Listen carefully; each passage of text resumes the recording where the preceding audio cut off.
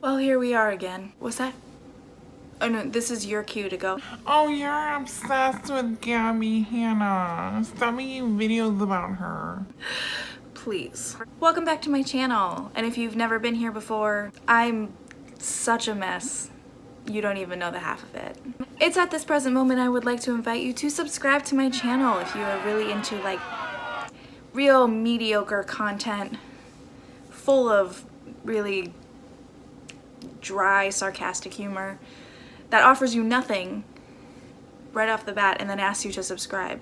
But I'm almost at 500 subs and it'd be really cool to hit 500 subs in my lifetime. So we got that business out of the way. Did you want some? My, how hypocritical of me to be drinking during this video.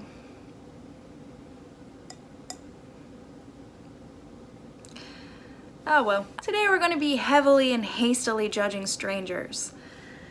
So if that's not something that you're into, then what the fuck are you doing here? I mean, thanks for stopping by and please subscribe for other content, but one more quick note of shop talk. My friend Alicia, hello Leash, who if you're here, you're watching my video, you probably already know Alicia. She made a video with semi-similar content and I just wanted to bring attention to that right off the bat because I did have this video already sort of prepared and then her video came out and I didn't want it to be like, oh, I'm just piggybacking off of Alicia's video. I mean, we share very similar thoughts and look, our YouTube cycles have synced, okay? Pass the Midol. I have cramps. Anyhow, I've linked her video below. Please go check it out if you haven't already. And yada yada yada. Go subscribe to her. She's lovely. She's a good time. She speaks real good, talks good, says good things. Today, yes, we're going to be talking a little bit about Gabbie Hanna. We're also going to be talking about Tana Mongeau. I would like to point out that I am not, in fact, obsessed with Gabbie Hanna. When I sat down and started making videos here again, I started making videos about Gabbie Hanna because I found her very interesting and very confusing, and there's a lot of psychology behind her behaviors and her choices that I really always wanted to break down, and I kept trying to do it in one video, and I mentioned this in my first video about her, is that I was planning on making a series of videos so that I could speak at length about certain things. Did I say length? So I could speak at length. I need to go to bed. Speak thoroughly about about the things that I wanted to talk about, and I didn't feel like I could package that all in one video. So I said in my first video about Gabbie that there would be a series of videos for the foreseeable future about her. I don't think anyone that makes sort of critical commentary videos should necessarily have to justify making more than one video about said person. I understand that at a glance it looks a bit excessive, but if you just heard the things that I said, hopefully it makes more sense. If it doesn't, then I don't care. Why don't you just not fucking go on her Twitter? Why don't you not go on her Instagram? Why do you watch her? You hate watch her. You're really a fan. Stop. Stop. You can find things interesting in this life that you don't particularly like. Surprise! I think Tony Blair was a garbage politician. But did I go through a phase where I was very interested in Tony Blair and I decided to read all about him in high school? Yeah, for sure. Should he have been brought up on war crimes? Probably. Didn't make him less fascinating. I'm not saying that Gabbie Hanna and Tony Blair are the same person, though I have never seen them in the same room at the same time, but that I think is just a matter of geography. Anyway, so much to the disappointment of the fandom and standom of Gabbie Hanna, I am not, in fact, obsessed. I am just curious, interested, frustrated, concerned, and other adjectives. In all fairness, I will be talking about Ringworm Award winner Tana Mongeau today too, so it's not all Gabbie Hanna. It's not all coming up Gabbie Hanna, you know what I mean? Both Gabbie and Tana have been on YouTube for a number of years, and they both sort of rose to popularity with sort of respective levels of outrageous storytime videos. He fucked me with a toothbrush! They did seem to get along. They made a few videos together back in the day, and I can kind of see why. They have the same sort of, and I'm not saying this to be rude, I'm saying it because this is what I've observed from both of them. They both have the same sort of immature, childish mentality about life and things. And now they're sort of converging in this way that they're both complete stoners. I feel like Tana has sort of always been a stoner. Gabbie has just like Discovered marijuana. both of these women in different ways are treating smoking weed like it's a personality trait. I made a video about Tana's like 10 things she can't live without or whatever that were actually like 25 things. And she talked almost exclusively about weed for like ever. And for her, I think that is her personality trait. Being the friend that you have to carry home from the bar at the end of the night. I think Tana's that friend. So I think that right now, that is Tana's personality, and I don't mean that as like an excuse. And by the way, I have no problem with marijuana. You do what you gotta do, okay? It's none of my business. I'm fine with it. I haven't partaken since I was in my mid-20s, but you know, everybody's gotta do what they gotta do. Whether it's medicinal or recreational, you do you. Totally fine. But here's the thing about the way that Hanna does it, because all of a sudden it's popped up that she started smoking weed, and it seems to be in sort of a medicinal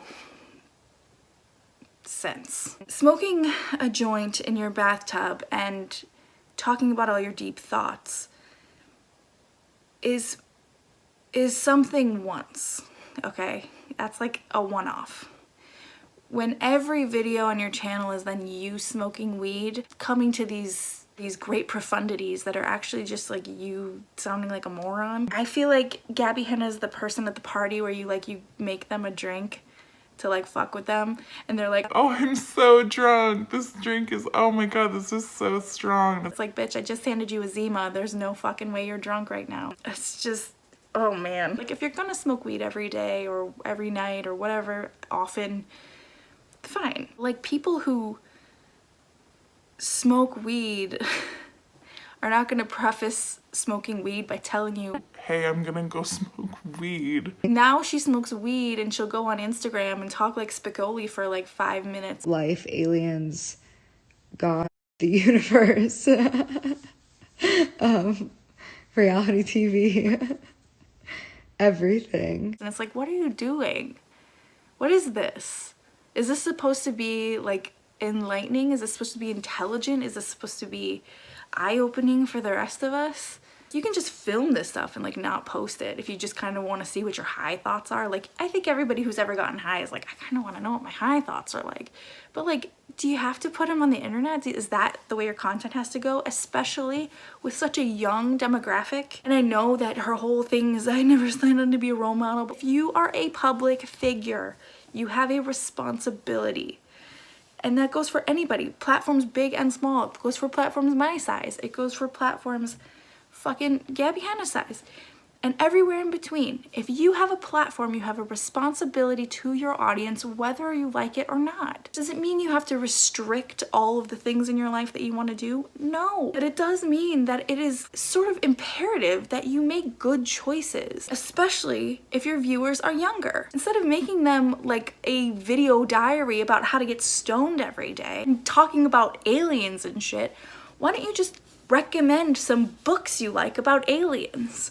Or a show that you watched about aliens? Or why don't you just fucking talk about aliens? Again, I don't have any issue with smoking weed, but maybe we don't push it at the demographic whose prefrontal cortex is not yet completely formed.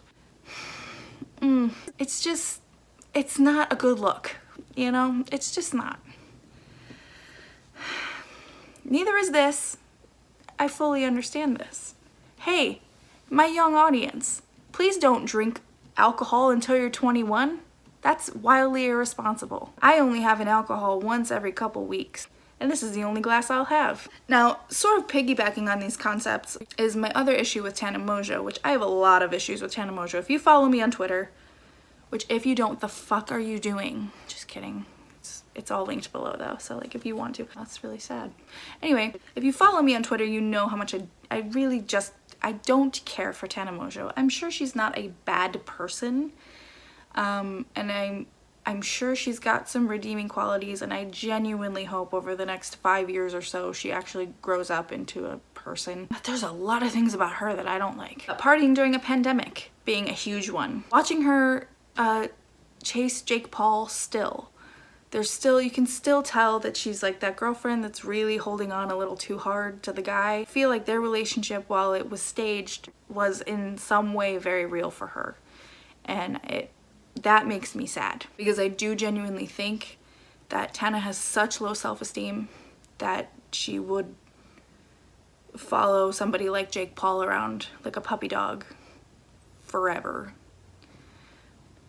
Which is a shame. Smoking weed like it's a personality trait. Her infamous apology, which was due to have a follow-up apology, that she was going to apologize until all the apologies had been met and everything was okay, and she never ever once actually followed up and has just been posting garbage on her channel since. But none of those are the thing that I want to talk about. I want to talk about the way Tana uses her sexuality. And I don't mean necessarily working on OnlyFans or being overtly sexual or anything like that. I think that all of that's totally fine.